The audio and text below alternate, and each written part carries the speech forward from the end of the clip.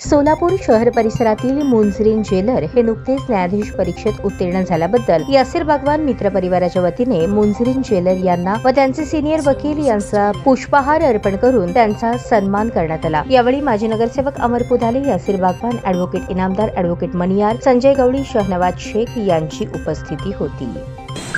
आमच्या ऑफिसचे junior Munjreen jailer हे JMFC क्रॅक केल्यामुळे ही वार्ता कळाल्यानंतर आपले सोलापूरचे लाडके नगरसेवक अमरजी पुधालेजी आणि तसेच यासिर बागवान सामाजिक कार्यकर्ते, तसेच संजय गवळी, शहनवाज पत्रकार साहेब हे सर्व आज आम्हाला भेटायला आले। त्यांनी आमचं मनापासून सत्कार केला, त्याबद्दल मी त्याचा आभारी आहे।